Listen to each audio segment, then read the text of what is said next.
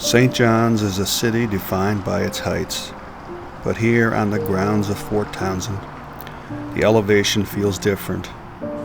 It isn't just about the view, it's about the gravity of the ground beneath your feet. We are entering Veterans Square. Unlike the bustling war memorials in the heart of downtown, this space offers a different kind of encounter with the past. It is intimate. It is architectural. It is a place where the history of Newfoundland's sacrifice is told not in words alone, but in the silent strength of stone. The art of Veterans Square is found in its minimalism.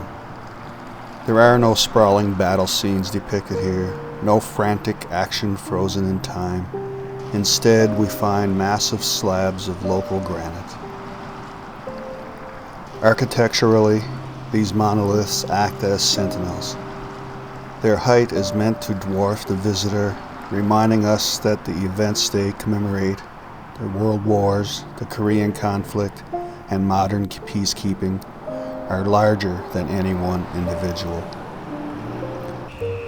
Notice the texture. The stone is cold to touch, reflecting the harsh environments where many Newfoundlanders and Labradorians served, from the mud of the Somme to the frozen hills of Korea.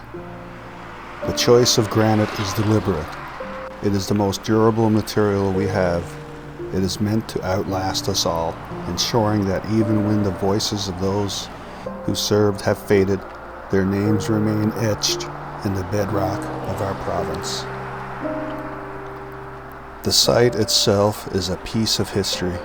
The square sits on the footprint of Fort Townsend, once the most powerful fortification in Newfoundland. For centuries, this was the center of defense for the British Empire in the North Atlantic. By placing Veterans Square here, the designers linked the ancient history of the fort with the modern history of the veteran. As you walk through the square, you are walking through the same perimeter that soldiers patrolled in the 1700s. There is a specific rhythm to the layout. The monuments are spaced to create corridors of reflection. As you move from one slab to the next, you are meant to feel the passage of time, moving from the heavy losses of the First World War toward the complex ongoing missions of the present day.